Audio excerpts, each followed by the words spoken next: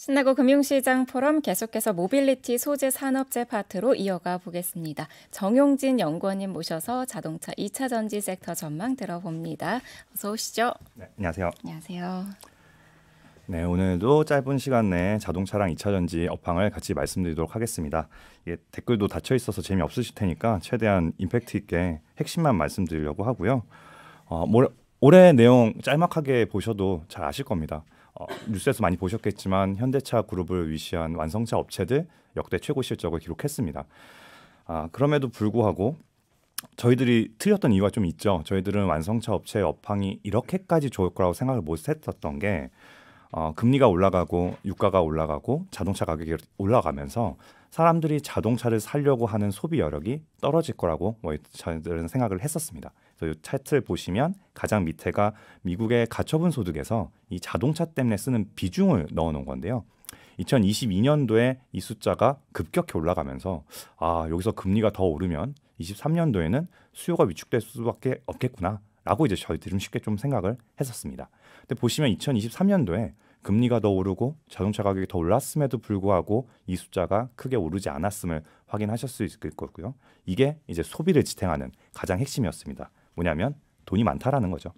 저희들이 경기에 대한 예측을 제대로 할 수가 없었기 때문에 사실 이 업황에 대한 예측도 틀릴 수밖에 없었고요. 저희들이 생각했던 것보다 이 생경한 호황이 굉장히 길어지고 있다라고 말씀드릴 수 있겠습니다.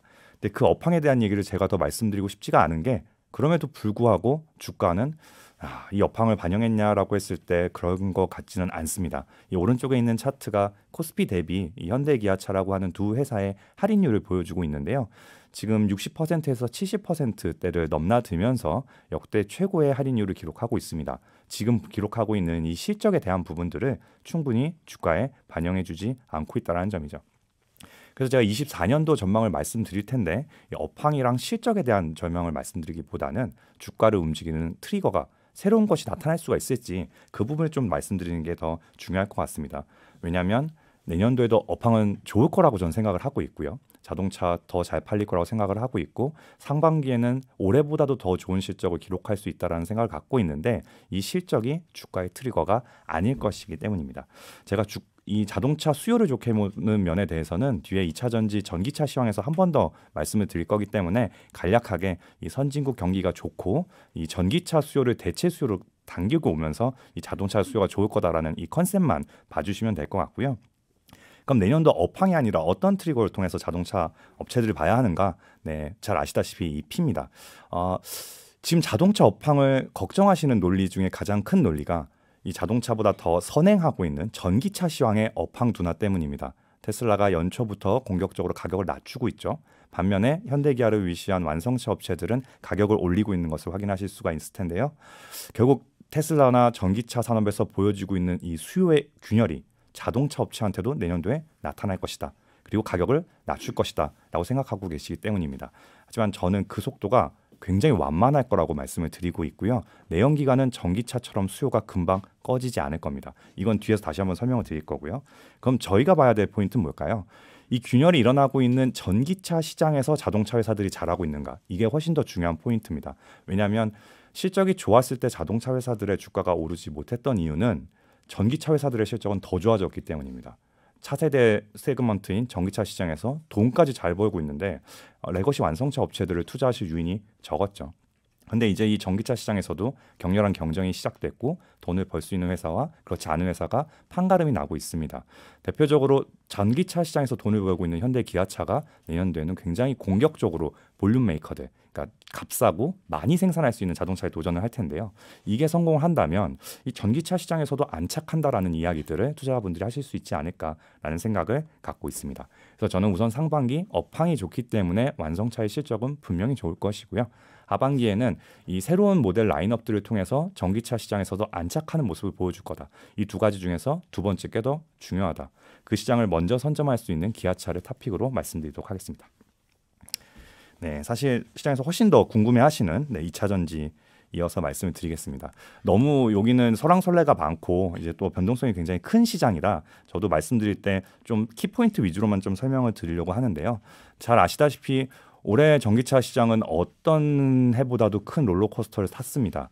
연초에는 어떤 산업보다도 빠르게 성장할 수 있는 정책의 힘을 받고 중국을 한국 시장이 대체하면서 큰 성장성을 가져갈 거라고 기대를 하셨는데, 반면에 하반기에 들어와서는 완성차 업체들의 전기차 판매량이 둔화되면서 이 단어가 제일 많이 들리고 있죠. 캐즘에 빠진 것 같다. 어떤 혁신이 처음에는 굉장히 빠른 속도로 성장을 하다가 20%, 30% 정도 침투했을 때 허들을 만나고 다음 스텝으로 넘어가지 못하는 이런 모습에 빠진 것이 아니냐. 결국 전기차의 성장성이 굉장히 둔화된 것 같다라는 걱정들을 많이 하십니다. 저는 그 얘기에 조금 반론을 제시하고 싶은데요. 몇 가지 이유를 좀 보여드리겠습니다. 올해 전기차 수요가 좋다가 뚝 꺾여버린 이유. 그 사실 잘 아실 겁니다. 테슬라의 가격 정책에서부터 드러나 있죠. 가격이 너무 비싸져서입니다. 테슬라 모델이 2019년도에 저희가 TCO 분석을 했을 때 이게 자동차를 샀을 때 팔 때까지 써야 되는 총 소비 지출입니다. 그러니까 자동차를 살 때뿐만이 아니라 유지비까지 포함한 개념이라고 보시면 될 것 같고요. 당시엔 모델 3가 캠리만큼이나 가성비가 있는 모델이었었는데 23년도에 똑같은 방식으로 분석을 했을 때는 훨씬 가격이 비싸져 있었죠. 잘 아시다시피 우선 양극재를 비롯한 배터리 셀 가격들이 계속 우상향했다는 게 굉장히 큰 요인일 것 같고요. 이런 요인들을 유발한 게 정치 때문이었죠. 미국을 중심으로 한 선진국에서 중국산 배터리 소재들이 배제되면서 구조적으로 투자 비용이 늘어나고 셀 가격이 올라가고 전반적으로 인플레이션을 더 강하게 겪을 수밖에 없었습니다. 결과적으로 설문조사를 보셔도 이 저가형 전기차를 찾는, 지금 전기차 가격이 너무 빠르게 오르는 것 같다라는 뉘앙스들을 많이 느끼실 수가 있고요. 그게 결과값이 오른쪽입니다. 미국 내에서 그냥 평범한 IC 내연기관의 재고보다 전기차의 재고가 더 많이 쌓이는, 왜냐하면 다들 가격이 비싸져 있었으니까요. 결국 가격이 가장 중요한 키포인트가 됐다라는 점은 모두들 인식하고 계시고, 그래서 이제 중국산 LFP라던가 저가형 배터리가 도입돼야지만 이 시장이 살아나는 것이 아니냐라는 질문들을 많이 해주십니다. 근데 저는 조금 다른 이야기를 하나 더 드리고 싶은데요. 이 캐즘에 빠졌다라는 표현은 보통 IT 산업에서 많이들 말씀을 합니다. 어떤 혁신적인 제품은 보통 얼리어답터 분들이 먼저 써주시고 대중분들은 쓰는데 좀 시간이 걸리시거든요. 그래서 이런 허들을 만날 수밖에 없다라는 거고, 오른쪽에 있는 전기차 침투율이 이런 IT 기업의 침투율과 비슷한 차트다 보니까 이 캐즘이라는 용어를 쓰시는 것 같은데, 사실 저는 이 유통 구조에서 훨씬 더 재밌는 함의가 있지 않나라는 생각을 좀 가지고 있습니다. 어떤 의미냐면 자동차는 이 자산으로서의 성격이 굉장히 강하기 때문에 구매하실 때 되게 다양한 팩터들을 보시게 되는데요. 이 오른쪽에 있는 차트는 테슬라를 매년 구매했을 때 그 테슬라 구매자가 갖게 되는 캐시 인플로우와 캐시 아웃플로우입니다. 이 파란색은 샀을 때 테슬라의 가격이고요. 회색은 1년 또는 2년 뒤에 팔았을 때 중고차 가치입니다. 언제 사고 언제 팔았느냐에 따라서 테슬라 구매자가 느끼는 자산 내에서의 대차대조표는 굉장히 변동성을 겪게 됩니다. 고점과 저점 사이에서 거의 3만 달러 차이가 나는 것을 확인하실 수가 있고요. 결국 전기차는 가격이 바뀌는 재화인데 이게 나의 전체 자산에 영향을 준다라는 게 굉장히 중요하다고 생각을 하고 있습니다. 왜 이렇게 됐냐면요. 자동차 회사들이 전기차 산업을 진출하면서 모두들 온라인 딜러로 바뀌었기 때문입니다. 그런데 내연기관은 정찰제죠. 그럼 자동차를 사러 오신 분은 가격이 바뀌는 전기차와 가격이 바뀌지 않는 내연기관 중에서 결정을 하셔야 됩니다. 어떤 결정을 하실까요? 가격이 빠질 때는 전기차를 사지 않습니다. 구매를 뒤로 미루거나 그냥 자동차 내연기관을 사고 맙니다. 저는 전기차 시장의 전체 곡선은 바뀌지 않았다고 생각을 합니다. 계속 우상향을 할 텐데요. S자 커브로 갈 수밖에 없죠. 가격이 오르고 내리는 걸 소비자한테 전부 전가하고 있기 때문에 어떤 시기에는 굉장히 안 팔리다가 어떤 시기엔 밀려 있었던 대기 수요가 한꺼번에 들어올 겁니다. 내년도에 이 들어오는 커브가 나올 거라고 생각을 하고 있고요. 핵심은 이 리튬 가격과 배터리 셀 가격이 바닥을 찍고 반등하는 순간, 그럼 더 이상 싼 전기차는 나올 수가 없겠구나라는 대중의 인식이 생기는 순간부터 전기차 수요는 생각보다 빠르게 반등이 나올 수 있다. 지금부터 상반기까지는 당연히 조금 수요의 침체를 겪겠지만 좋아지는 순간도 굉장히 빠르게 올 수밖에 없다라고 말씀을 드리고 있고요. 이런 견해하에서 시장의 변동성이 커졌기 때문에 재무제표적으로 안정성이 있고 확고한 고객을 바인딩한 소재사를 선호하고 있다라고 말씀드리겠습니다. 탑픽으로는 LG 에너지 솔루션과 LNF, 에코프로 PM 추천드리고 있습니다. 네, 이상입니다. 네, 잘 정리해 주셨습니다. 이 자동차 섹터는 내년도에 올해 피크에 대비해서는 업황이 둔화될 수 있지만 그 속도는 완만할 것으로 예상해 주셨고요. 견조한 판매 실적이 기대되는 기아를 자동차 섹터 탑픽으로 제시해 주셨습니다. 그리고 2차 전지 섹터에서는 이연되는 수요를 돌리기 위해서 가격 하락이 불가피하다는 의견입니다. 안정적인 고객사를 확보한 기업으로 선별적인 투자를 추천해 주셨습니다. 자, 그럼 다음 순서로 이어가 보겠습니다. 이번에는 정유화학 섹터인데요. 이진명 연구원님과 자세히 알아보겠습니다. 안녕하세요. 네, 안녕하세요. 어서 오세요. 네, 안녕하세요. 정유화학 담당 이진명 연구원입니다. 이어서 정유화학 내년도 전망에 대해서 말씀드리도록 하겠습니다. 먼저 정유 말씀을 드리면 일단 제목에서 보시는 것처럼 내년도 정유 업황은 수요보다는 공급 측 요인이 더 중요하게 작용할 것으로 판단을 하고 있고 이러한 공급 측 요인에 의한 업황 강세가 내년에도 지속될 가능성이 높다라고 판단을 하고 있습니다. 본격적인 발표에 앞서 올해를 간단히 짚고 넘어가 보면 일단 왼쪽 차트에서 보시는 것처럼 상반기 동안에는 오펙 플러스의 감산이 지속됐음에도 불구하고 글로벌 경기 침체에 따른 수요 우려가 더 크게 부각이 되면서 주요 지표인 유가와 정제마진 그리고 정유업체들의 주가가 모두 약세를 보였습니다. 근데 반면에 하반기에 들어서면서 이 러시아와 사우디의 자발적 감산이 추가가 되고 드라이빙 시즌 같은 계절적 수요까지 맞물리면서 이 글로벌 수급 상황이 초과 수요 상황으로 연출이 됐고요. 그래서 이러한 부분들로 인해서 주요 지표들이 모두 강세를 시현했습니다. 그리고 나서 최근 들어서는 다시 지표가 약세를 보이고 있는 상황인데 결국에 하반기에 업황 반전을 일으켰던 타이트한 공급 자체는 여전히 지속이 되고 있는 상황이기 때문에 여기에서 추가적인 하락 가능성은 좀 제한적이다라고 판단을 하고 있습니다. 네, 본격적으로 내년 전망을 말씀을 드리면 앞서 말씀드렸던 것처럼 결국에 공급 측 요인이 중요하다고 말씀을 드렸고 제가 앞으로 세 가지를 말씀을 드리도록 하겠습니다. 먼저 첫 번째로 가장 중요한 오펙 플러스의 감산인데요. 지금 여전히 시행이 되고 있는 오펙 플러스의 감산 기조가 저는 내년에도 지속될 가능성이 높다라고 판단을 하고 있습니다. 지금 오른쪽 차트에서 보시는 중동 국가들의 재정수지 균형 유가 레벨을 보시면 올해와 내년 모두 $80 초중반대로 지금 예상이 되고 있습니다. 그렇기 때문에 지금 오펙 국가들 입장에서는 내년도에도 고유가 레벨을 유지시킬 가능성이 굉장히 높은 상황이어서 이런 감산 기조가 장기화될 가능성이 높다라고 판단을 하고 있고요. 그래서 오펙의 산유량은 내년에도 올해보다 감소할 것으로 보고 있습니다. 그리고 러시아 같은 경우도 결국에 지금 자발적인 수출 감소와 제재의 장기화된 영향으로 인해서 내년도 산유량은 올해보다 감소할 가능성이 높다라고 판단을 하고 있습니다. 네, 두 번째는 반대로 글로벌 산유량 증가세에 대한 부분인데요. 지금 미국이 유가를 내리기 위해서 이란과 베네수엘라 제재를 시행하려고 했지만 사실상 실효성이 없는 상황이죠. 그래서 내년도 글로벌 산유량 증가세는 대부분 다 미국이 주도할 것으로 보고 있는데 지금 왼쪽 차트에서 보시는 것처럼 신규 투자라고 할 수 있는 석유 수출 리그스 같은 경우는 계속해서 감소를 하고 있습니다. 그렇기 때문에 결국에 신규 투자가 계속 감속하는 한 내년도에는 이제 공급 증가율 자체는 계속해서 연말로 갈수록 하락할 수밖에 없다라고 좀 판단을 하고 있습니다. 그래서 따라서 공급 부담도 크지 않다라고 판단을 하고 있고요.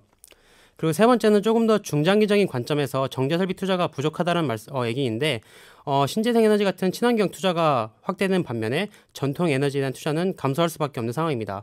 근데 반면에 역설적으로 글로벌 석유 수요는 꾸준히 증가를 하고 있죠. 그렇기 때문에 향후 수년간 이 타이트한 석유 수급 자체는 지속될 가능성이 높고 결국에 이러한 부분들이 업황 강세로 이어질 수 있다라고 판단을 하고 있습니다.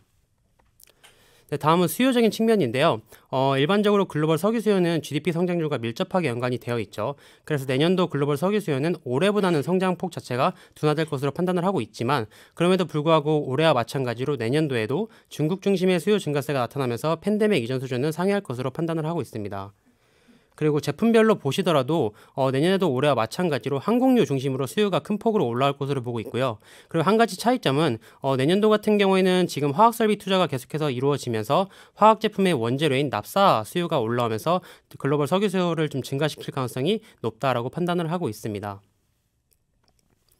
네, 그래서 종합적으로 다시 한번 말씀을 드려보면 일단 글로벌 석유 수요 정상화는 지금 진행이 되고 있지만 수요 기대감은 내년에 조금씩 감소를 하기 때문에 아무래도 공급 측 요인이 더 중요하게 작용할 수밖에 없다라고 보고 있고 앞서 말씀드린 세 가지 요인들을 감안해 봤을 경우에는 내년에도 업황 강세는 지속될 가능성이 높다라고 판단을 하고 있습니다.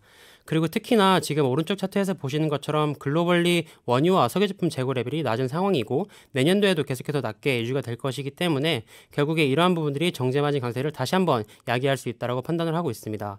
그래서 지금 내년도 정제마진 레벨은 과거 호황기 수준인 배럴당 $7 수준을 예상을 하고 있고요. 그래서 정유에서는 결국에 탑픽으로 SOE를 말씀을 드리고 있습니다. S-오일 같은 경우는 국내 에너지 업종에서 순수 정유주로서 지금 고유가와 시황 강세에 따른 수혜가 가장 큰 업체인데요. 근데 그러한 S-오일의 지금 PBR 밸류에이션은 차트에서 보시는 것처럼 0.7배 수준으로 지금 밴드 최하단 수준에 머물러 있습니다. 그래서 지금 향후 고유가와 시황 강세를 감안해 봤을 경우에는 지금 S-오일의 밸류에이션이 굉장히 매력적인 구간에 진입해 있다라고 좀 판단을 하고 있습니다. 네, 이어서 화학도 말씀을 드리면 지금 내년도 화학 시황 같은 경우에는 완만한 회복이 예상이 되는 가운데 업체별로 주가와 실적 차별화가 나타날 것으로 판단을 하고 있습니다. 화학도 올해를 간단히 짚고 넘어가 보면 일단 왼쪽 차트에서 보시는 것처럼 여전히 스프레드 레벨은 다운사이클 수준입니다. 하지만 그 속에서 올해 중국에 의한 4번의 굴곡이 발생을 했는데요. 먼저 첫 번째로 잘 아시는 것처럼 연초 리오프닝 기대감으로 스프레드가 한번 상승을 했습니다. 그리고 2분기 때 다시 리오프닝 모멘텀이 소멸이 되면서 스프레드가 하락을 했죠. 그리고 3분기 때 다시 유가 상승과 중국 부양체 기대감으로 다시 한번 올라왔다가 국경절 이후에 지금까지 계속해서 스프레드가 하락하고 있습니다. 결국에 이러한 4번의 굴곡을 통해서 제가 말씀을 드리고 싶은 부분은 일단 이러한 시황 변동을 야기한 요인이 결국에 중국이었기 때문에 결국에 내년도 화학 시황을 결정지을 가장 큰 변수는 결국에는 중국이다라고 생각을 하고 있습니다. 그러면 내년도 중국 상황이 어떻게 펼쳐질 것인가가 굉장히 중요할 거라고 보고 있는데요. 지금 차트에서 보시는 것처럼 중국의 경기를 나타내는 이런 매크로 지표들은 완만한 회복 국면을 보이고 있습니다. 그래서 지금 왼쪽에서 보시는 제조업 PMI, 오른쪽에서 보시는 소매 판매 같은 지표들도 완만하게 회복세를 나타내고 있고요. 근데 다만 최근에 10월 제조업 PMI가 꺾이면서 시장에서 우려가 높아진 상황이긴 하지만 현재 중국 정부의 경기 부양에 대한 강한 의지를 감안해 봤을 경우에는 이러한 회복의 방향성이 쉽게 꺾일 가능성은 낮다라고 판단을 하고 있습니다. 그리고 오른쪽 차트에서 보시는 것처럼 지금 글로벌 폴리머 제품 수요에서 중국이 대략 40%를 차지하는 만큼 수요 영향이 굉장히 강한 상황인데요. 이 글로벌 매크로 관점에서 보시더라도 올해와 마찬가지로 내년도 글로벌 경제 성장은 중국 중심으로 나타날 것이기 때문에 기본적으로 이러한 부분들이 화학 수요 증가로 이어질 수 있다고 판단을 하고 있습니다. 그리고 또 하나 재고 사이클을 통해서도 이런 업황의 방향성을 파악할 수 있는데 지금 왼쪽에서 보시는 중국의 화학 제품 재고 증가율과 선행 지표인 PPI 지수를 보시면 지금 PPI 지수 같은 경우는 이미 7월 달에 반등을 했고요. 그 다음에 화학 제품 재고 증가율 같은 경우는 8월 달에 바텀아웃을 시연을 했습니다. 그래서 결국에 재고 사이클이 바닥을 다지고 올라오고 있다는 의미 자체는 화학에서는 이제는 디스타킹이 아니라 리스타킹으로 가는 구간에 진입을 했다라는 의미이고 이런 리스타킹에 따른 수요 개선이 충분히 나타날 수 있다라고 판단을 하고 있습니다. 그리고 또 하나 공급적인 측면에서도 향후 지금 수급 개선을 기대할 수 있는데요. 왼쪽에서 보시는 글로벌 에틸렌 수급 차트를 보시면 향후 2년간 글로벌 에틸렌 수요 증가 대비해서 공급이 더 축소되는 구간에 진입을 합니다. 그렇기 때문에 수급 개선에 따른 업황 상승이 충분히 기대를 할 수 있고 근데 다만 이러한 상황 속에서도 제가 우려하는 부분들은 기본적으로 지금까지 누적됐던 공급이 굉장히 많기 때문에 이런 누적된 공급 과잉과 이런 장기화된 시황 부진으로 인해서 글로벌리 화학 설비 가동률이 낮아진 상황입니다. 그렇기 때문에 이러한 부분들이 향후 업황 개선이 나타나더라도 스프레드 상단을 제약하는 요인으로 작용하지 않을까라고 판단을 하고 있습니다. 네, 그럼에도 불구하고 결국에 글로벌 화학과 화학 수요와 생산에서 중국이 차지하는 영역은 여전히 절대적인 상황인데요. 근데 과거와 달리 지금 향후 중국 수요가 회복이 된다고 하더라도 이 국내 업체들의 수혜는 작아질 수밖에 없다고 판단을 하고 있습니다. 지금 왼쪽에서 보시는 국내 화학제품 수출 중에서 중국향 비중은 40%로 여전히 가장 큰 상황이지만 그 비중은 계속해서 축소가 되고 있는 상황이고 이러한 부분들은 지금 오른쪽에 보시는 화학제품 자금률이 올라가는 모습과 일맥상통하다라고 보시면 될 것 같습니다. 그렇기 때문에 제가 화학 쪽에서 드리고 싶은 전략은 크게 두 가지라고 보시면 될 것 같은데요. 첫 번째로 향후 중국 수요가 회복이 됐을 때 실질적인 수요가 예상이 되는 업체가 누구인지가 첫 번째 관점이라고 보시면 될 것 같고 두 번째는 결국에 화학 쪽에서도 본업뿐만 아니라 중장기적으로 성장 모멘텀이 유효한 업체가 누구인지가 핵심이라고 보고 있습니다. 그래서 이러한 관점에서 이런 중국 수요 회복의 실질적인 수요 관점에서는 글로벌 스판덱스 1위 업체인 효성 TNC를 가장 탑픽으로 말씀을 드리고 있고요.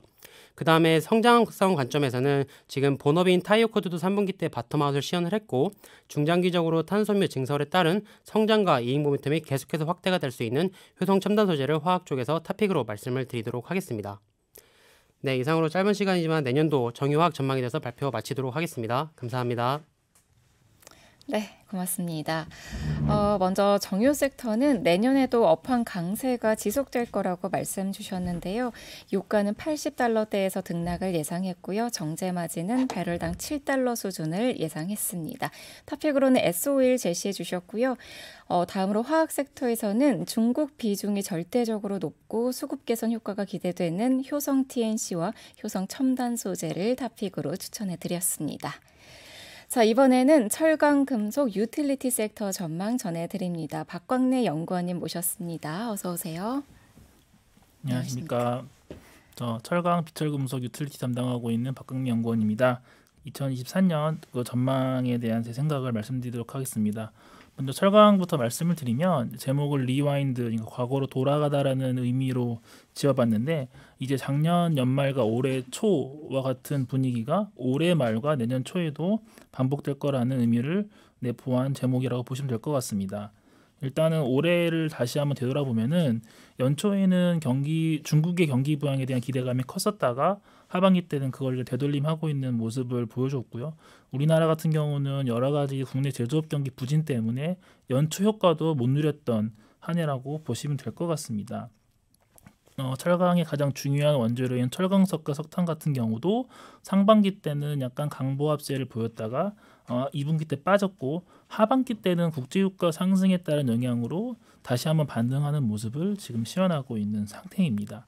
비철금속 같은 경우도 철강과 비슷한 모습이고요. 다만 이제 알루미늄과 아연 같은 경우는 하반기 때 살짝 올라가는 모습을 보여주고 있는데 에너지 가격 상승에 따른 전력 비용 상승 그리고 이거에 따른 재련 쪽 가동률 저하로 공급 충격에 따른 가격 상승이라고 보시면 될 것 같습니다. 이제 내년도 전망을 말씀드릴 건데요. 그 철강은 글로벌 경제 성장률과 밀접한 수요의 관계가 있습니다. 그러니까 과거 40년 정도의 데이터를 보시면은 GDP 성장이 1% 좋아지면은 철강 수요는 1.8% 정도 개선되는 모습을 보였는데 지금 여러 이제 주요 기관에서 전망하고 있는 내년도 경제 성장에 대한 톤이 계속 낮아지다 보니까 철강의 수요에 대한 기대감도 지금 같이 동반 하락하고 있는 모습이다라고 보시면 될 것 같아요. 그래서 이제 세계 철강협회에서도 지금 전망하고 있는 올해 철강 수요 증가율이 1.8%, 내년도에는 1.9% 정도를 보고 있어서 사실 올해와 내년이 크게 다르지 않을 것이다라고 지금 전망을 하고 있기 때문에 뭔가 이제 특색 있는 테마가 있는 종목이 아니고서는 올해와 비슷한 흐름이 나타나지 않을까라고 생각을 하고 있습니다.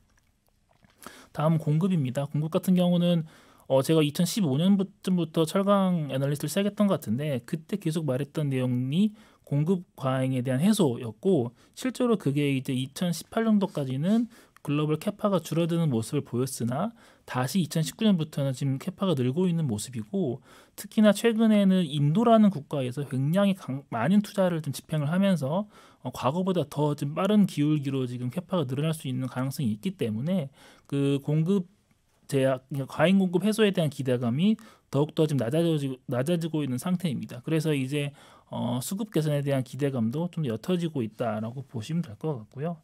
그나마 우리가 좀 기대할 수 있는 게 이제 정책 기대감입니다. 중국에 대한 정책 기대감이 올해 3월달 양회 이후에 좀 많이 식으면서 이런 것들이 섹터에 대한 분위기를 많이 좀 가라앉혔는데요. 그렇지만 앞서 화학에서 들으신 것처럼 중국이 여러 가지 이제 경기 부양에 대한 스탠스, 특히나 이제 재정 정책에 대한 스탠스를 많이 바꾸고 있으면서 이런 것들이 내년도의 경기 부양에 대한 기대감으로 지금 옮겨가고 있는 상태입니다. 그래서 이제 오른쪽 그래프를 보시면 작년 하반기 때도 부양책에 대한 기대감을 쭉 올랐다가 3월달 이후부터 많이 빠지는 모습이 나오고 있고 실제로 올해도 지금 9월부터 비슷한 가격 흐름이 나타나고 있는데 내년 초까지 약간 비슷한 양상을 보이지 않을까라고 저는 기대를 하고 있는 바입니다.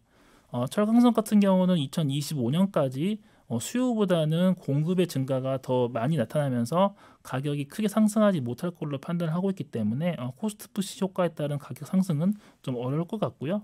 비철 같은 경우는 지금 전반적인 수급 개선이 예상이 되고 있긴 하지만 가장 대장주인 전기동, 구리 같은 경우는 내년도에 이제 공급 과잉이 심화되는 모습이 나올 것 같습니다. 아무래도 주요 광산이나 재련 쪽에서 새로운 캐파가 오픈하는 것에 따른 결과라고 보시면 될 것 같아요. 그래서 종합해 보면은 내년도 상반기까지는 그래도 중국 경기 부양에 대한 기대감을 가져보자. 그리고 하반기 때는 신규 사업에 대한 기대감이 재차 점화될 것이다라는 큰 두 가지 얼개를 가지고 보고 있고요.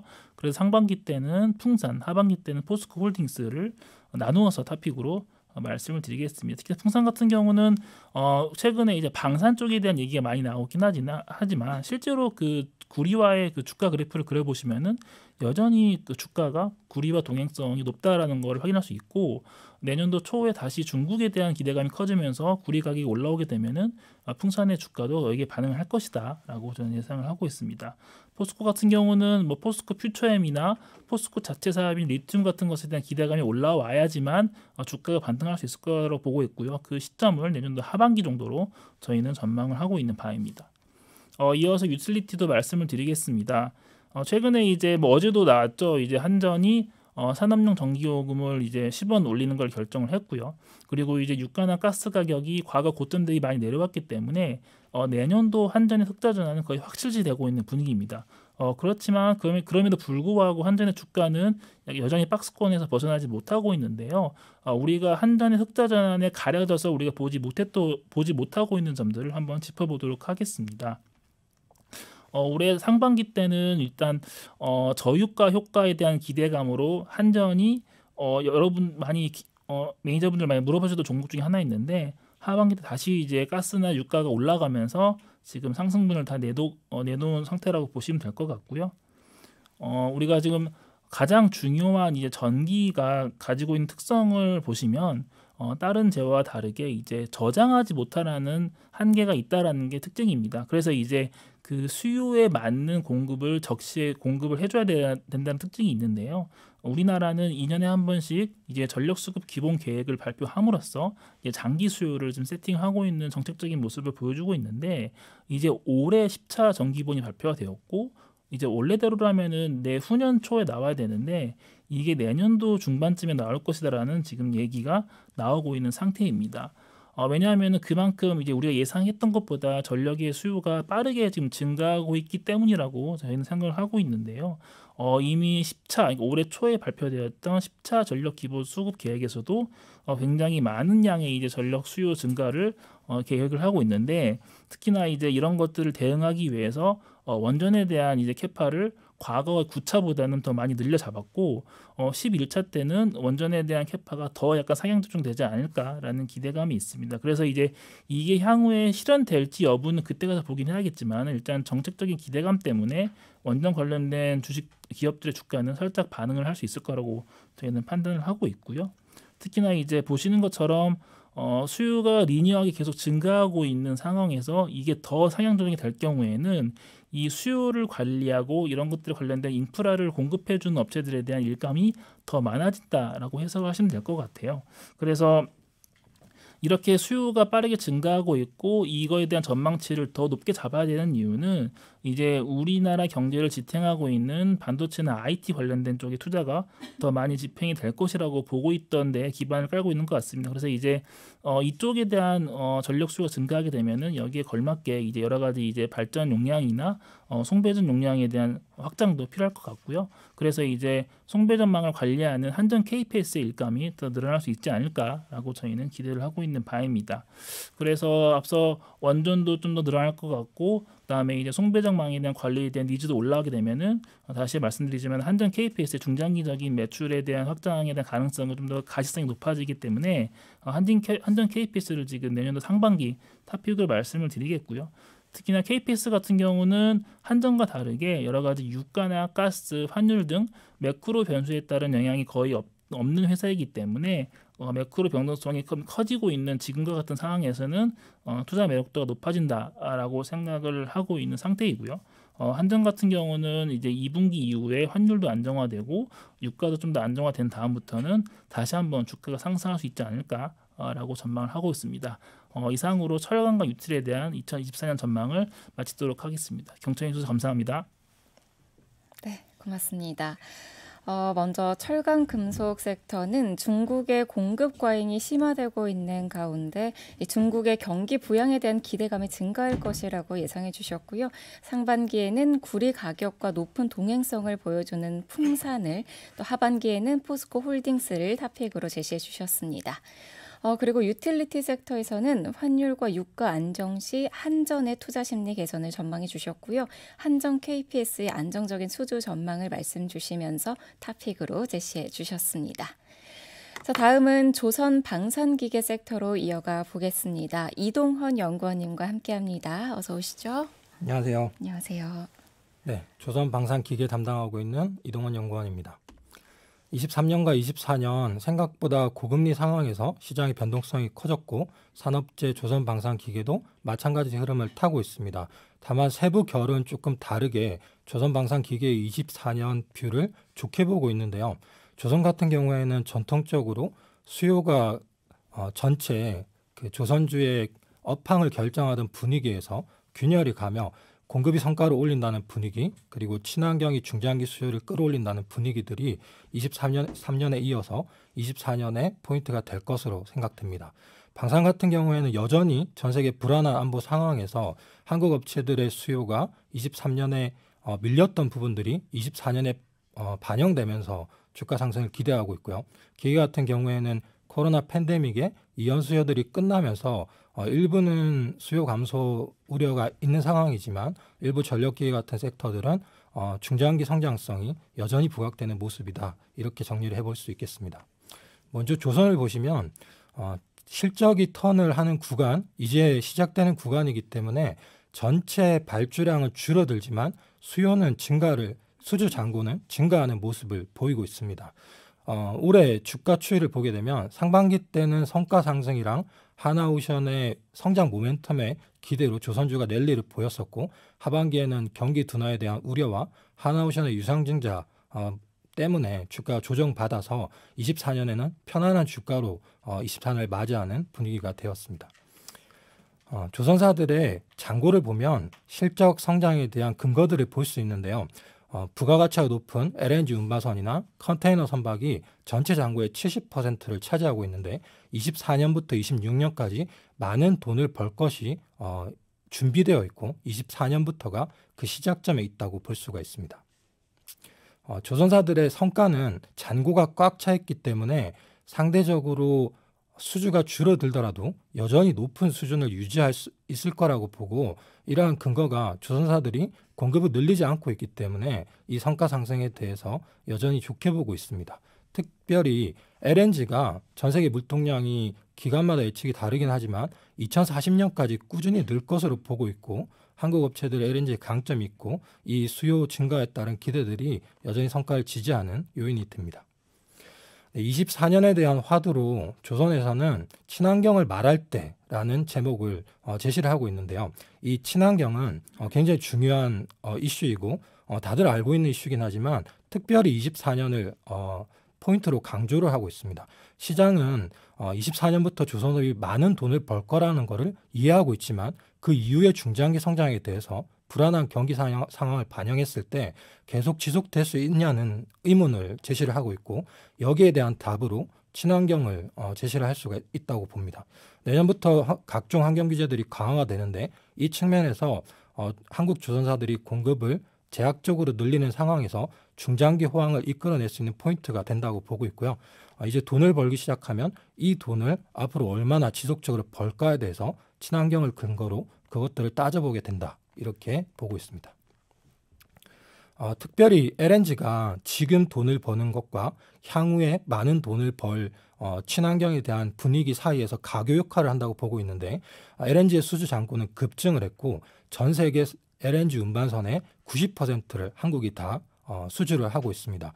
친환경에 대한 기술 경쟁력을 보여주는 단면이고요. 한국 조선사들의 계속적인 투자 포인트로 내년에도 LNG를 제시할 수 있다고 봅니다. 네, 불안과 안정 욕구라는 제목으로 방산기계에 대한 포인트를 제시를 합니다. 네, 주가는 시장처럼 높은 변동성을 보였는데요. 상반기 랠리, 하반기에 약간 피크아웃하는 분위기를 보였고 전력기계는 여전히 좋은 흐름을 보여주고 있습니다. 오른쪽을 보시면 영업이익 성장이나 주가 상승에서 전력기기, 방위산업, 건설장비 순으로 호조를 나타낸 것을 볼 수가 있습니다. 네, 전 세계 설비 투자 경기는 경기가 피크아웃하면서 줄어드는 모습을 보이고 있고 일본 공작기계 수주 데이터가 그런 측면을 보여주고 있습니다. 반면에 이 경기에 대한 방어 성향의 인프라 투자는 글로벌 고정자산 투자로 볼 수 있는데 계속 증가하는 모습을 나타내고 있고요. 특별히 리쇼어링을 필두로 한 미국의 이러한 건설 투자, 비주거형 투자가 급증한 모습을 볼 수 있습니다. 네, 코로나 팬데믹을 지나면서 원자재 인플레이션이 왔고 그 인플레이션이 기계업체들의 제품 판가를 끌어올리는 효과를 나타냈는데요. 이게 리오프닝이 되면서 물류비라든지 원가가 안정화되는 분위기를 나타냅니다. 이런 상황에서 공급이 여전히 제약돼 있는 기계업체들은 높은 이익을 향유하는 구간으로 접어들었는데요.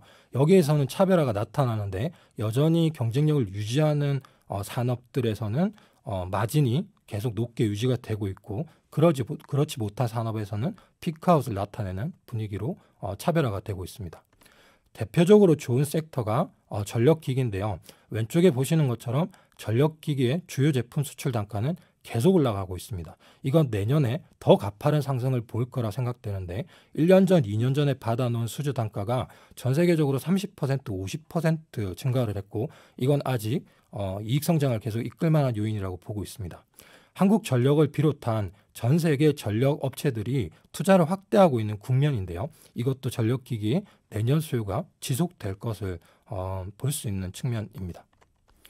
건설장비 업체들은 약간의 변동성을 지금 감수하는 구간인데 이 코로나 이연 수요들이 다 반영이 되면서 피크아웃에 접어드는 모습을 보였습니다. 다만 여전히 경기가 불안한 상황이고 이 경기 방어적 인프라 투자들이 지속될 테고 미국의 인프라 투자와 중동의 올머니 투자들 같은 것들이 지속이 될 때 이 건설장비 업체들의 실적이 명확한 추정이 어렵긴 하지만 내년에도 증액이 가능할 수도 있다는 결론을 내리고 있습니다.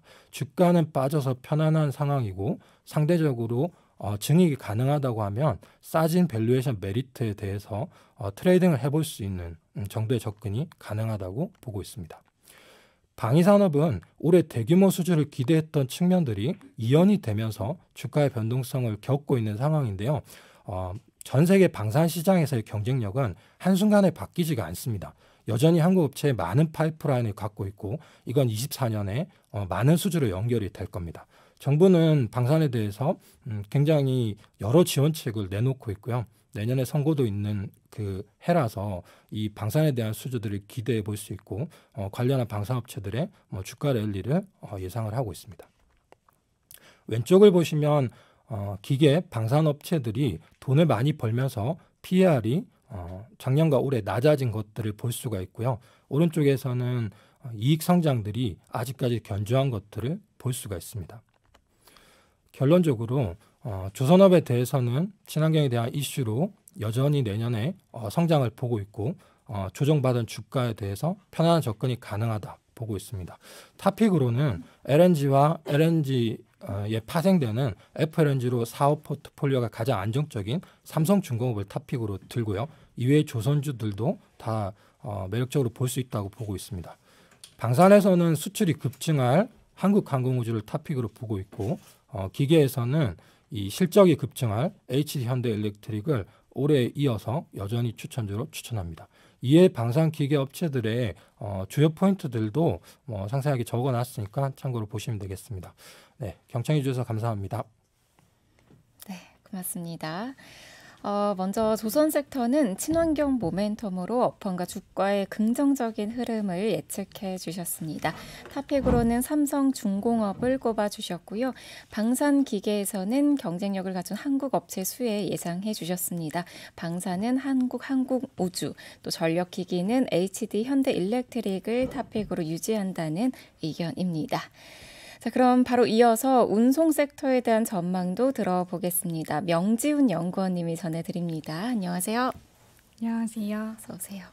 안녕하세요. 운송 섹터 새로 맡게 된 명지훈 연구원입니다. 이번 시간에는 운송 섹터 중에서 해운 항공 섹터 전망 말씀을 드리겠습니다. 운송산업은 대표적인 어떤 장치산업 사이클 산업이죠. 업황이 호황을 누릴 때 현금을 쌓고 카펙스를 투자를 해서 이 투자가 나중에는 공급이 증가하면서 공급 과잉으로 이어집니다. 그럼 이제 불황을 맞게 되고요. 불황기에 어떤 공급이 위축되고 다시 수요가 증가하는 이벤트가 생기면 다시 호황을 맞는 그런 사이클을 그리고 있습니다. 올해 2023년은요, 되돌림의 해였습니다. 수요는 감소하고 공급은 증가를 하면서요, 운임은 과거 수준으로 떨어져 있는 상태입니다. 그럼 내년은 불황이 올 타이밍일까요? 라고 물어보신다면 저는 아닙니다. 라고 말씀을 드리고 있습니다. 그 이유는 공급이 제한되는 이벤트들이 있습니다. 공급 과잉을 막아서 업황을 방어를 해줄 거고요. 생각보다 업황이 좋네 라는 의견으로 주가가 더 상승할 수 있는 기회가 있습니다. 자세한 설명은 뒤에서 더 말씀을 드리겠습니다. 2023년 요약을 해서 말씀을 드리면요. 해운업은 코로나 이전 수준으로 운임이 회귀를 했습니다. 컨테이너 운임 지수인 SCFI 그리고 벌크 운임 지수 BDI 전부 코로나 이전 수준으로 회귀를 했고요. SCFI는 900에서 1000포인트대 횡보를 하고 있고요. BDI는 조금 더 변동성이 큽니다. 1000에서 2000포인트대를 왔다 갔다 하고 있습니다. 항공업도 여객 화물의 매출 구조가 정상화가 됐습니다. 21년, 22년에는 항공화물 매출이 70%까지 비중을 차지하다가 올해는 화물 물동량 떨어지고 국제선 여객 수는 계속해서 회복을 하면서 올해 매출 비중의 한 70%가량을 이제 여객 매출이 차지를 하고 있습니다. 2019년 대비해서 국제선 여객 수 90%까지 회복이 되어 있는 상황이고요. 항공 화물은 2019년과 유사한 수준의 물동량 보이고 있습니다. 운송 섹터 업황의 그림자를 드리우는 불확실성을 키우는 두 가지 변수가 있습니다. 어떤 매크로에 대한 불확실성 그리고 산업은행의 매각에 대한 불확실성인데요. 운송 업황이 경기에 민감하게 움직이다 보니 어떤 경기 침체에 대한 우려가 운송 섹터의 주가에 하방으로 압력을 가하고 있습니다. 그리고 고유가 고환율은 비용 측면에서 부담으로 작용을 하고 있고요. 고금리가 유지되는 부분도 고정자산을 투자를 하는데 어떤 불리한 환경을 조성을 하고 있습니다. 산업은행의 아시아나항공 그리고 HMM의 매각이 진행되고 있죠. 인수가 성사가 될지 여부 그리고 인수가 구체적으로 어떤 조건으로 이루어질지 이런 매각이 어떻게 전개가 되냐에 따라서 시장이 굉장히 큰 변동성을 겪을 것으로 보입니다. 하지만 2024년에 이러한 매크로와 매각에 대한 불확실성 어느 정도 가닥이 잡히면서 불확실성을 일부 해소가 될 것으로 보이고요. 극단에서 할인되어 있던 주가가 이제 바닥을 다지고 일어설 수 있는 기반을 마련을 한다고 판단을 하고 있습니다. 그리고 주가의 바닥을 확인한 후에요. 공급 제한에서 오는 수익성 개선으로 주가가 추가로 슈팅할 수 있는 기회가 있습니다. 해운 섹터에서는 환경 규제로 인해서 공급이 감소하는 점, 그리고 항공 섹터에서는 대형 여객기 인도량 부진으로 공급이 감소하는 부분입니다. 해운업에서는요, 탄소 배출량 규제로 인해서 해운사의 공급이 제한되는 부분 주목해 주시면 좋습니다. 내년부터 탄소 배출량 규제 CII가 본격적으로 시작이 됩니다. 기존에도 탄소 배출량 규제는 시행이 됐었어요. EEDI, EEXI라는 이름이었고요.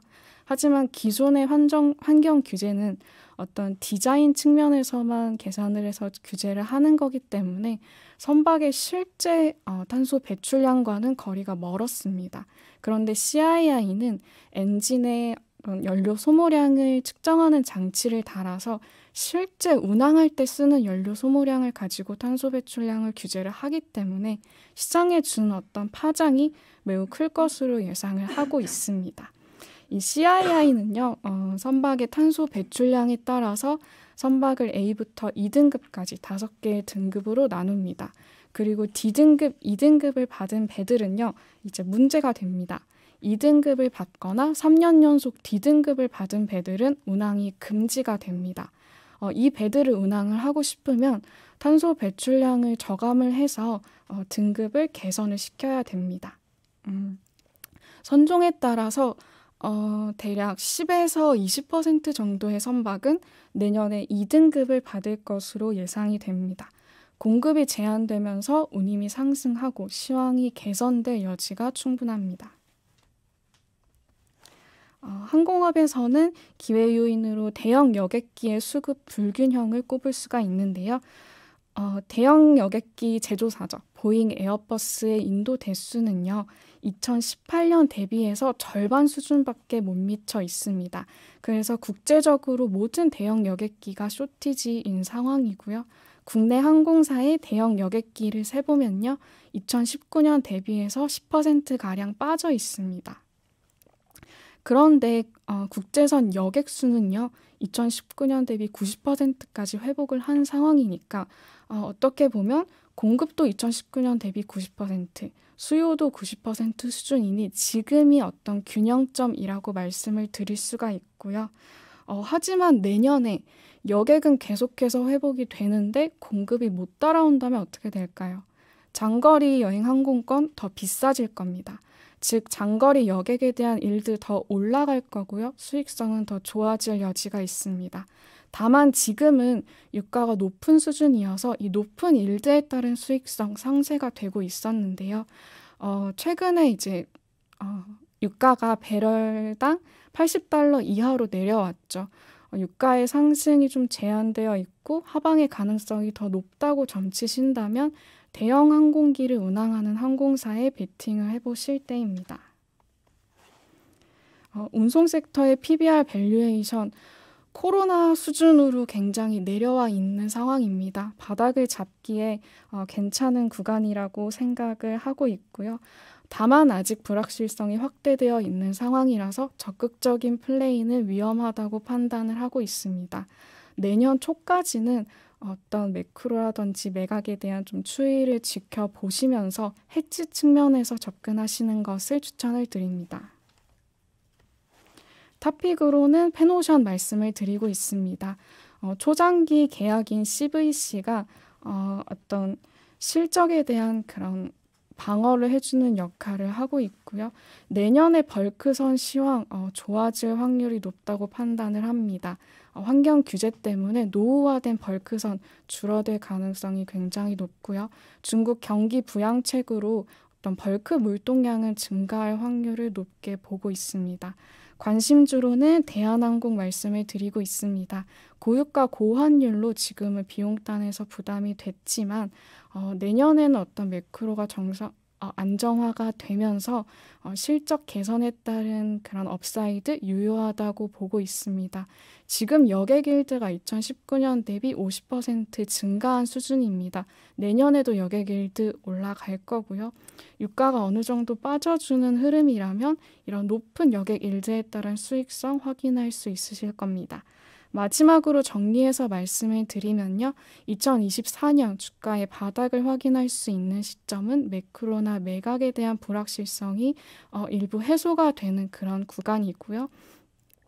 해운에서는 탄소 배출량 규제로 공급이 제한이 되는 점, 항공에서는 대형 여객기 인도 부진으로 여객기 공급이 제한이 되는 점 덕분에 수익성이 개선이 되면서 주가가 상승을 견인할 것으로 전망을 합니다.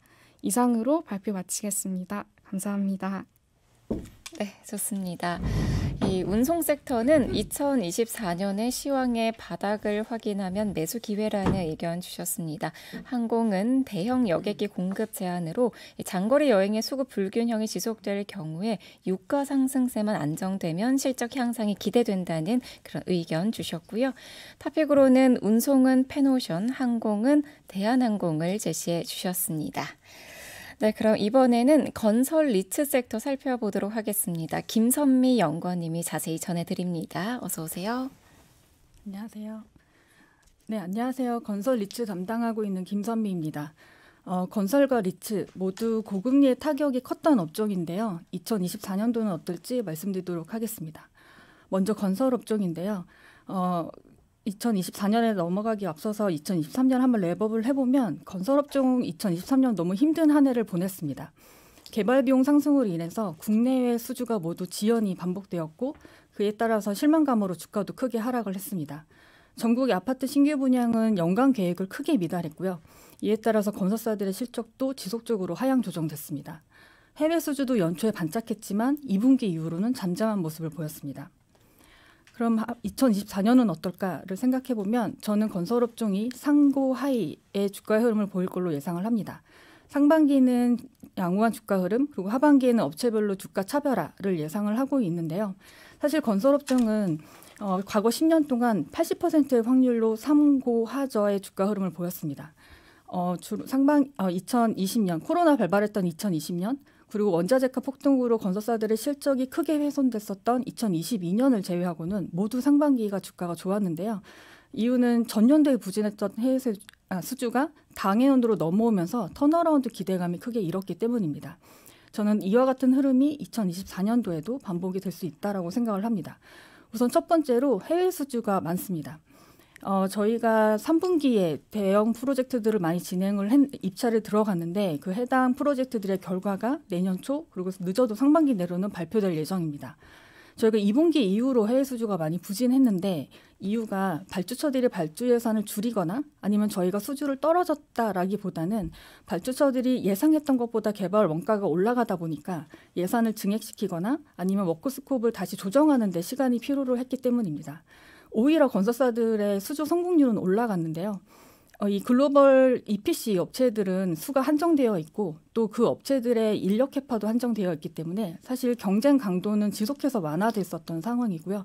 따라서 건설사들의 수주 성공률은 과거 대비 굉장히 높아졌습니다. 현대건설, 대우건설 모두 올해 수주 목표 120%, 130%까지 초과 달성을 할 정도로 수주 성과가 좋았는데 발주가 밀리는 것 때문에 실망감이 많이 작용을 했었던 겁니다. 하지만 3분기부터 이제 수주 입찰이 다시 재개가 됐고 입찰이 들어가서 결과까지 나오는데 통상적으로 1, 2분기 정도가 걸리는 거를 생각을 해보면 늦어도 상반기 내로는 수주가 나올 걸로 예상을 하고 있고요. 연초에 이를 감안해서 건설사들이 제시하는 올해 대비 증가된 해외 수주 가이던스로 해외 수주에 대한 기대감이 좀 일어날 걸로 생각을 하고 있습니다. 수주가 늘어나면서 실적도 상향 조정될 거라고 생각을 하는데요. 그동안의 건설사들의 실적을 많이 끌어내렸었던 주택의 저수익 현장들, 특히 2020년, 2021년도에 수주했었던 분양을 시작한 그 현장들이 내년에는 상당 부분 준공이 되기 때문에 2024년 이후의 실적이 확연하게 돌아서는 부분이 보일 걸로 예상을 하고 있습니다. 실제로 글로벌 EPC, 세 번째 그림에서 보시는 글로벌 EPC의 실적 추정치를 보시면 내년에 2024년 실적이 지속해서 상향 조정이 됐고 따라서 업체들은 굉장히 주가 강세를 보였던 바가 있습니다. 국내 부분도 좀 느리겠지만 턴어라운드 할 거라고 예상을 합니다. 하지만 서울보다는 지방의 회복 강도가 높을 걸로 예상을 하는데요. 우선 서울 같은 경우에는 서울에 대한 주거 선호도가 높기는 하지만 가격이 너무 높습니다. 서울 같은 경우에는 재개발 재건축 같은 도시 정비들이 많은데 도시 정비는 공사 원가가 올라간 것들을 커버하기 위해서 분양가를 계속 인상할 가능성이 높습니다. 하지만 50년짜리 주택담보대출이나 아니면 특례보금 자리론이 끝났기 때문에 주택 소유자들의 구매력은 오히려 좀 하락한 상황이고요. 이를 감안하면 이런 청약 경쟁률이나 서울 쪽에서의 거래량은 둔화될 가능성이 높습니다. 하지만 오히려 기회는 지방 쪽에서 나타날 수 있다라고 생각을 하는데요. 지방은 지금 굉장히 좀 저조한 흐름을 지속을 하고 있지만 사실 그로 인해서 결과적으로 나타나는 공급 급감이 예정되어 있습니다. 2025년부터 공급이 빠르게 급감을 하기 때문에 이를 반영해서 주택 수요가 좀 자극이 될 걸로 예상을 하고 있고요. 실제로 첫 번째 그림 그리고 두 번째 그림 보시는 것처럼 전세 매매 거래 비율 70% 넘어가는 지역들 나타나고 있고 지방의 미분양은 하반기 들어서 빠르게 축소되고 있습니다. 그래서 저는 이렇게 하반기로 갈수록 지방 쪽의 주택 경기, 특히나 총선 이후라고 많이 예상하시는 PF 구조조정이 어느 정도 진행이 되는 게 확인이 되면 지방 주택 경기 회복이 가시화될 걸로 예상을 하고 있습니다. 이렇게 국내외 턴어라운드 기반으로 상반기에 주가는 양호한 흐름을 예상을 하고 있는데요. 문제는 하반기입니다. 저희가 앞서 말씀드린 게 이제 상고 하저의 흐름을 보였다고 말씀드렸는데 이 상반기에 올라간 주가가 하반기에 잘 유지될 수 있을지 아니면 하반기에는 다시 과거처럼 반락할지를 좀 지켜봐야 되는데 업체마다 크게 차별화가 될 수 있다라고 생각을 합니다. 이 변수는 주택 분양의 실적 그리고 신사업의 성과인데요. 우선 주택 분양 같은 경우에는 앞서 말씀드린 대로 이 서울 수도권보다는 지방의 경기 회복 강도가 높다라고 생각을 하고 있기 때문에 서울 수도권의 도시정비 위주로 분양 계획을 짠 업체들보다는 지방의 신규 주택에 적극적으로 대응하는 업체의 분양 실적이 양호할 가능성이 높다라고 보시면 될 것 같고요. 따라서 뭐 규모 경제나 아니면 지방의 시행사들과 네트워크 기반으로 우량 사업지로 선점할 수 있는 업체들이 하반기로 갈수록 수주의 계획이 늘어날 수 있다라고 생각하고 있고 해당 업체로는 대우건설을 생각합니다. 두 번째 변수는 신사업인데요. 사실 신사업이 주가 차별화를 크게 나타나게 할 변수인데 저희가 한 2, 3년 전부터 신사업 쪽에 이 신재생 에너지 분야의 신사업 투자를 많이 하고 있는데 드디어 성과가 가시화가 됩니다. 업체별로 중요한 마일스톤이 하반기에 예정이 되어 있고요. 현대건설의 뭐 SMR 설계가 내년 하반기 완료될 예정이고 삼성 엔지니어링의 사라와 그린 암모니아 프로젝트가 EPC 전환을 계획하고 있습니다. 계획대로 잘 진행이 된다라고 하면 분명히 주가는 크게 리레이팅이 될 가능성이 있다라고 보시면 될 것 같고요. 이런 신사업들의 투자는 건설업 종에 있어서 건설사가 단순하게 이제 저희가 시공만 해주는 업체가 아니라 저희가 직접 개발한 기술을 기반으로 수주를 만들어가는 업체가 된다라는 차원에서 굉장히 중요한 과정이라고 보시면 되겠고요. 이런 것들이 내년에 좀 본격적으로 어떤 업체가 그런 과정을 밟을 건지가 보일 거기 때문에 단순하게 하반기뿐만 아니라 그 이후에도 업체들의 실적을 크게 차별화시킬 수 있는 핵심 변수로 작용을 할 거다라고 생각을 해주시면 되겠습니다. 그래서 탑픽을 생각을 해봐야겠는데요. 탑픽은 우선 저는 현장다 이익을 극대화하는 업체 그리고 원가를 절감할 수 있는 업체로 현대건설, 대우건설을 생각을 했습니다. 이 사실 내년에도 고금리나 물가 인상에 대한 그 영향이 있을 거기 때문에 발주 물량이 양쪽으로 크게 확대하는 데는 한계가 있을 거고 그렇다면 현장당 이익을 극대화하거나 원가 절감으로 수주를 잘 떠오는 업체들을 찾아야 되는데 현대랑 대우가 이에 해당된다라고 보시면 되고요. 자체 사업이라고 하는 저희가 직접 땅 사서 하는 자체 사업을 많이 늘려가는 회사가 이제 유리할 텐데 현대랑 대우가 과거에 부지를 잘 많이 확보를 해놨기 때문에 내년부터 자체 사업이 많이 늘어난다고 보시면 되고 원가 절감 측면에서는 해외에서 각각 사우디랑 이라크에서 반복 수주를 하면서 원가 절감을 이뤄냈기 때문에 이게 결국 수주 경쟁력으로 적용을 하면서 내년에도 수주를 잘 딸 수 있다라고 생각을 합니다. 그래서 두 개의 회사를 탑픽으로 말씀을 드리겠습니다. 이어서 리츠도 빠르게 말씀을 드리면 리츠도 역시나 업종의 금리의 타격이 컸습니다. 전 국가 그리고 전 섹터 모두 다 주가가 많이 부진했고 주가 변동성도 커졌는데요. 내년에는 상저하고의 주가 흐름을 예상을 합니다. 우선 상반기까지는 다소 좀 배당 성장이 더딜 가능성이 높습니다. 공금리 영향에 더해서 경기 둔화의 영향까지 봐야 되는데 리츠는 상대적으로 경기 변동에 안정적일 거라고 기대를 하실 수 있지만 사실 리츠의 배당 수익은 기존 자산의 임대료 성장뿐만 아니라 신규 자산을 편입하면서도 발생을 하기 때문에 이런 경기 둔화 시점에서는 신규 자산 편입이 느려질 수밖에 없다라는 차원에서 좀 배당 성장률은 상반기까지는 좀 더딜 수 있습니다. 그럼에도 불구하고 하반기에 주가 반등을 좀 예상을 하는 이유는 우선 첫 번째로 차익금이나 아니면 임대차 만기가 내년에는 감소합니다. 사실 부동산은 장기 계약으로 기반을 하고 있기 때문에 업황의 변화를 느낄 때는 계약이 변경되는 시점인 건데 하필 2023년도에 이런 계약 변경이 많으면서 전반적인 타격이 컸고요. 내년에는 그런 계약 변경의 규모가 줄어들기 때문에 상대적으로 펀더멘털 지표, 그러니까 뭐 공실률이나 자산 가격의 변화율이 좀 안정화될 거다라고 예상을 하고 있고요. 두 번째 그림 보시는 것처럼 신규 투자 금액이 많이 감소하면서 내년 하반기부터는 공급이 감소하는 부분들도 현실화될 거로 예상을 합니다. 마지막으로 이렇게 좀 많이 어려웠던 시장이 많이 가면서 오히려 투자자들을 선점하기 위해서 우량한 조건을 내놓는 매물들이 많이 늘어나고 있는데 이런 매물들을 사는 리츠들이 늘어나고 있습니다.